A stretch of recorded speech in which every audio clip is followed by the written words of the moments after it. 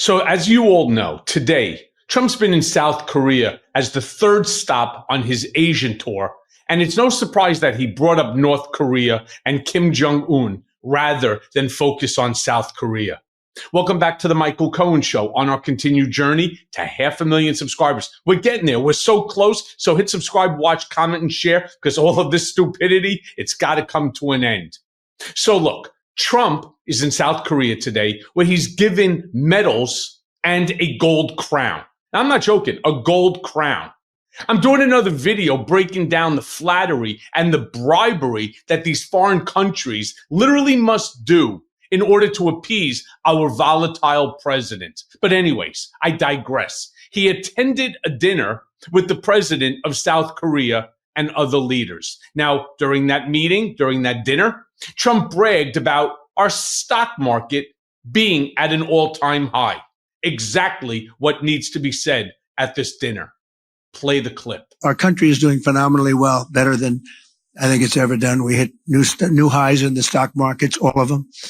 Every market's hit new highs, and they have, I think, 48 times since I've been 9 months. We've hit 48 times we've hit new highs, and many of you are investors in the United States. From the standpoint of stocks, you put a lot of money in our stocks, so you're doing very well. I'd like to congratulate you. In some cases, you've doubled your money in about a year. Better than you. We're all doing better than you. Could you imagine you're there in South Korea? I've been to South Korea. I went there actually on Trump's behalf. You go to South Korea. What do you want to talk about? Investing in South Korea or having South Korean companies come and invest in the United States. Not about how much money that they're making by investing in our stock market, in our top 10 tech firms. Meanwhile, Trump also whipped out his favorite party trick. No, not tennis balls juggling, increasing the amount of investments that the United States has received. Literally received. Because right now, we are at, $22 trillion. Play that clip. But we've done amazingly well. I don't think there's ever been anything like it. And we're over 17 trillion, probably up to $18 trillion of investment.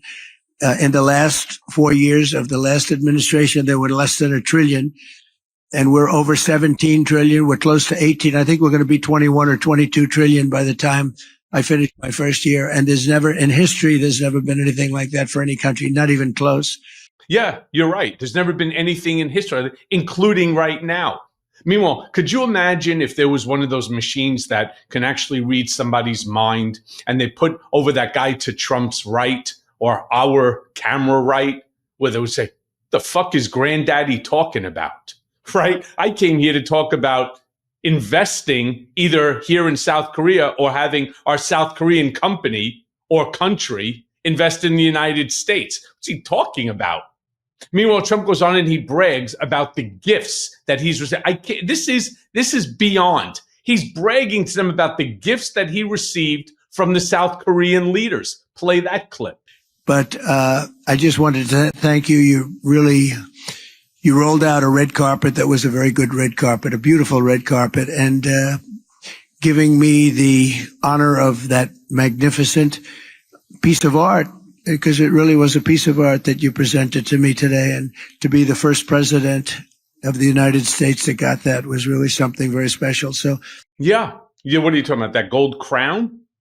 Now, what's he going to do? He's going to take the gold crown with the Qatari airplane. He's going to fit it so that he could drop feces on, Americans as they're sitting there in protest of what's going on with ICE and here in our country.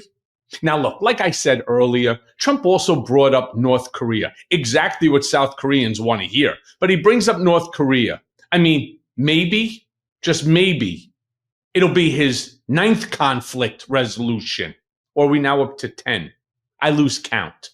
Play the clip. You have a little bit of a cloud over your country, and we're going to get that cloud solved. You have a neighbor that hasn't been as nice as they could be, and I think they will be. I know Kim Jong-un very well, and I think things will work out very well. Yeah, sure. I know him very, very well because he did everything that Trump asked him to do, including denuclearize, right? Stop shooting off missiles, things that they're doing every single day. Now, while on the plane to South Korea, he also spoke about North Korea's test launching a missile just this morning. Like I said, because they're listening to everything Trump says. Play that clip. He's been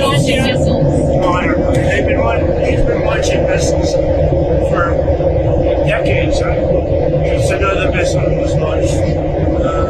I always had a very good relationship with him.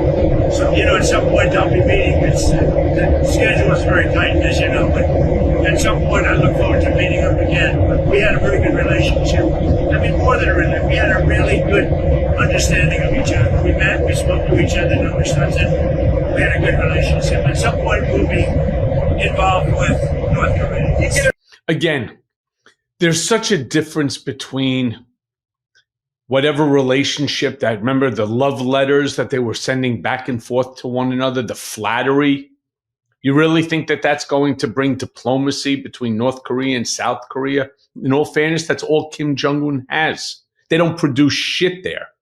So all they need to do is to try to be on or influential on the world stage with their nuclear armaments.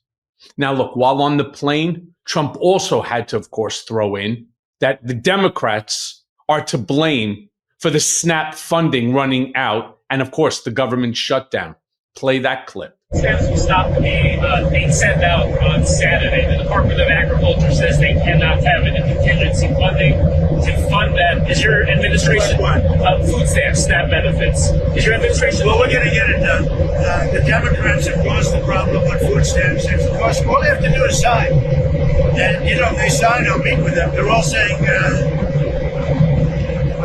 they actually said Trump is doing an amazing job in this trip. This trip will bring back trillions of dollars, so it's hard, but they do want to meet with me when I get back. But I say, get the economy open and we'll meet. I'll meet and we'll solve any difficulties we have. Wait, did he just say that Democrats are saying that Trump is doing an amazing job? That he's crushing it there on this Asia trip? Can somebody please tell me who these Democrats are? Yeah, I don't know either. Meanwhile, Trump also then spoke about APEC.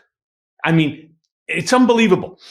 You can't make this stuff up, my friends. It's why I constantly say, help me to grow this community so that we can put an end to this nonsense. So he starts speaking about the APEC CEO Summit in South Korea. And during that conversation, literally lied through his teeth, saying in the last 9 months since he became president, he has lifted 600,000 Americans off of food stamps. Now, look, even if that was true, which it's not, everyone else on food stamps is now going to be left with nothing on Saturday.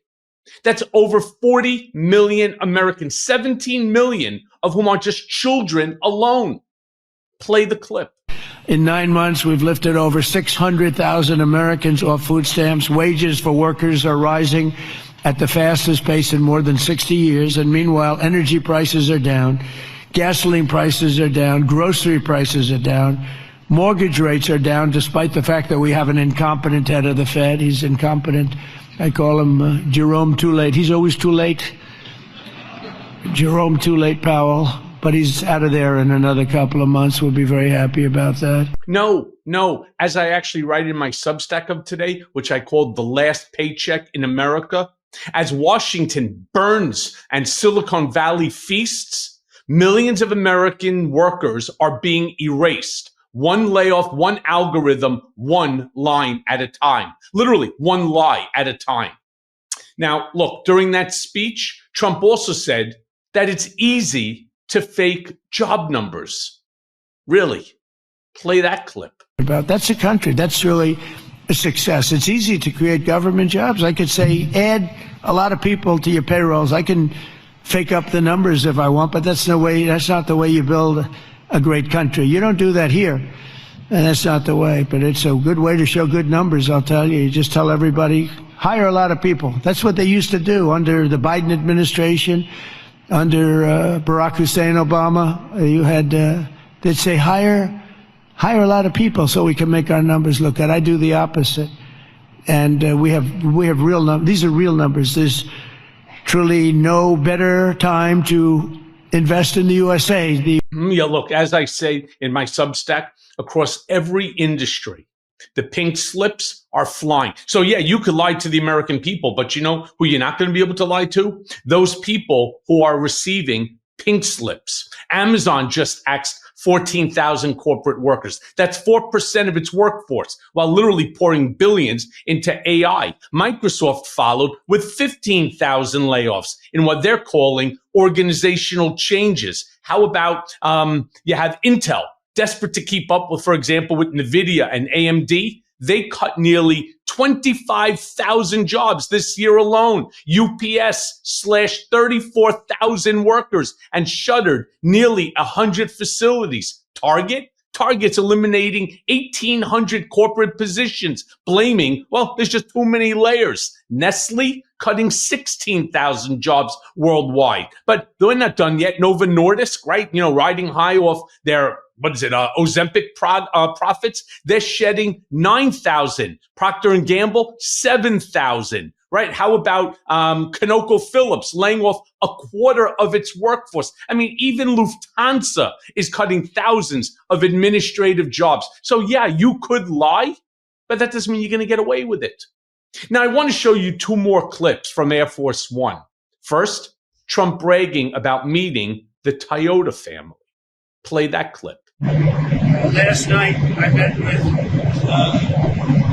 Mr. Toyota, and we had an amazing meeting. I said, "What's your name?" "Toyota."